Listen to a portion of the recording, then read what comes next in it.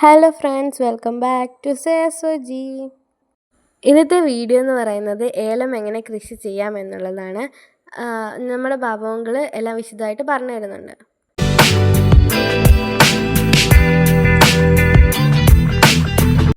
ഇതിൻ്റെ ഈ ചെടിയുടെ കൃഷി എന്ന് പറയുമ്പോഴത്തേനെ അപ്പോൾ ഇതുണ്ടോ, ഇതിപ്പോൾ ചിമ്പെന്ന് പറയും, ചിമ്പ് തട്ടയെന്ന് പറയും, തട്ട. അപ്പോൾ ഇത് നമ്മൾ കുഴിച്ച് വെക്കണമെന്നുണ്ടെങ്കിൽ ഇപ്പം ഇങ്ങനെ ഈ ഇതുപോലെ ഒരെണ്ണോ രണ്ടെണ്ണോ അല്ലെങ്കിൽ ഇത്ര ഒരു ചൂട് അങ്ങോട്ട് എടുക്കും. ചൂടെടുത്തിട്ട് ഒരു 2 അടി വീതി 2 അടി താഴ്ചയിൽ ഒരു കുഴി എടുത്തിട്ട് അതിൻ്റെ അകത്തോട്ട് വീണ്ടും മണ്ണിട്ട് നിറച്ചിട്ട് ഇതിങ്ങനെ കുഴിച്ച് വെക്കും. കുഴിക്കെന്ന് പറഞ്ഞാൽ ഒത്തിരി താത്ത് വെക്കത്തില്ല. താത്ത് വെക്കാതെ തന്നെ ഒരു മുകളിലോട്ട് നിൽക്കുന്ന രീതി വെച്ചിട്ട് ഈ മറിഞ്ഞു പോകാതെ ഒരു കമ്പൊക്കെ നാട്ടി കെട്ടി അങ്ങ് വെക്കും. അത് കഴിഞ്ഞിട്ട് ഈ സാധനം നടുമ്പം തന്നെ ഇതിനെ ആ കുഴിയിൽ നമ്മൾ ഇതിൻ്റെ അകത്ത് ഈ കുമ്മായമില്ല, കുമ്മായമൊക്കെ ഇട്ടിട്ടാണ് വെക്കുന്നത്. അതൊക്കെ കഴിഞ്ഞ് ഇത് വളരുന്ന തോറും നമ്മൾ ഇതിന് വേപ്പും പിണ്ണാക്ക് അതും ഇതും വളങ്ങളൊക്കെ ലൈറ്റായിട്ട് കൊടുത്തുകൊണ്ടിരിക്കും. അപ്പോൾ ഒരു വർഷം 1.5 വർഷം കഴിയുമ്പോഴത്തേന് ഇത് കായ ഉണ്ടാക്കി കഴിയുമ്പോൾ നമ്മൾ ഇതുണ്ടോ, ഇതിപ്പം ഇതൊക്കെ കായ എടുത്തതാണ്. കായ എടുത്തുകൊണ്ട് ഇപ്പോൾ ഇതിലൊന്നും കാര്യമായിട്ടില്ല. ഇത് ശരം എന്ന് പറയും, ശരം. ഇതുണ്ട്, ഇതാണ് ഈ ശരം. അപ്പോൾ ഇതിൻ്റെ ആദ്യം ഉണ്ടാകുന്ന കായ ആദ്യം മൂത്തത്.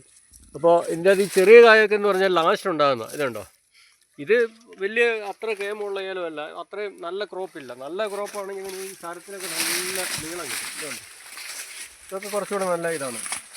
പിന്നെ ഇതൊക്കെ ഉണ്ടോ, ഇതൊക്കെ വലിയ ഇച്ചിരൂടെ നീളമുള്ള, ഇതൊരു 1 മീറ്റർ 1.5 മീറ്റർ വരെ ഈ ശരത്തിന് നീളം വരും. അപ്പോൾ ഇതിനകത്തുള്ള കായ എന്ന് വെച്ചാൽ ഇതൊക്കെ ഇച്ചിരൂടെ മൂത്ത കായ.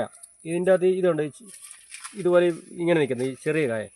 ഇത് ലാസ്റ്റ് ഉണ്ടാകുന്നത്, ഇത് മൂത്തിട്ടില്ല.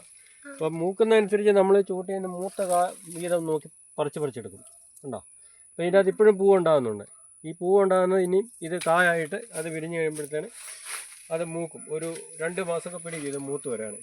മൂത്ത് കഴിയുമ്പോൾ നമ്മൾ അതിൻ്റെ അകത്ത് ഈ മൂത്തത് നോക്കി നമ്മൾ പറിച്ച് ഇങ്ങനെ എടുക്കും. ഇതിൽ പറിച്ചെടുക്കും.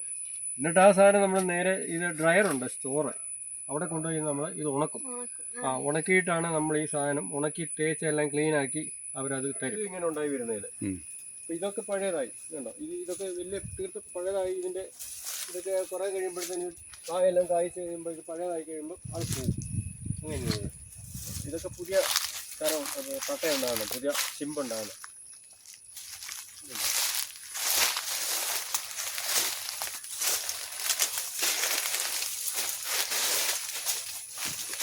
അരിയലിൻ്റെ കാര്യം പറഞ്ഞില്ലല്ലോ, അരിയൽ രൂപ പറയുന്നത്.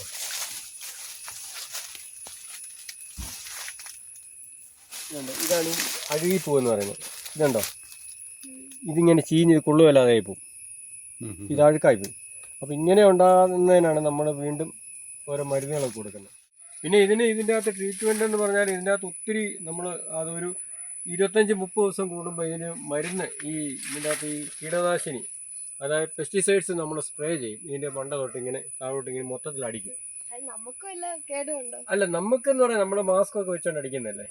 അപ്പോൾ ഈ വിഷമാണ്, പെസ്റ്റിസൈഡ്സ് വിഷമാണ്. അപ്പോൾ പോയിസൺ ആകുന്നതുകൊണ്ട് നമുക്ക് അതിന് ഒരു വിഷയം ഉണ്ടായിരിക്കാൻ നമ്മൾ മാസ്കൊക്കെ വെച്ചിട്ടാണ് അടിക്കുന്നത്. പിന്നെ നമ്മൾ ഇങ്ങനെ അടിക്കുന്നില്ല, നമ്മൾ ഇങ്ങനെയല്ല അടിക്കുന്നത്, ഇങ്ങനെ അടിച്ച് ചുറ്റും അടിച്ച് പോകും.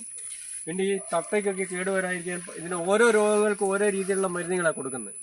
പിന്നെ ഇതിൻ്റെ അകത്ത് ഈ ഫെർട്ടിലൈസർ കൊടുക്കുമെന്ന് പറയുമ്പോഴത്തേക്കും നമ്മൾ ഇതിൻ്റെ ചൂട്ടിൽ ഇങ്ങനെ ട്രഞ്ചിങ്, അതായത് നമ്മൾ കലക്കി ഒഴിക്കുന്നതുകൊണ്ട് ചൂട്ടിലൂടെ ഇങ്ങനെ വാരി ഇടുന്നതുകൊണ്ട് അത് ഏത് സാധനം എന്ന് വെച്ചാൽ ഈ ചെടിക്ക് എന്താണോ ഷോർട്ടേജ് ഉള്ളത് അത് നമ്മൾ കൊടുക്കുകയോ ചെയ്യുന്നത്.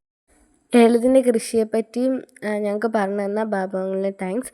ഈ വീഡിയോ ഇത്രയുള്ള ഗൈസ്. അടുത്ത വീഡിയോ നമുക്ക് പിന്നെ കാണാം. അപ്പോൾ എല്ലാവരും ലൈക്ക്, ഷെയർ, സബ്സ്ക്രൈബ്, ബെല്ലൈക്കൺ അടിച്ചു വിട്ടിക്കുക. അപ്പോൾ അടുത്ത വീഡിയോ നമുക്ക് കാണാം. എല്ലാവർക്കും ബൈ ബൈ.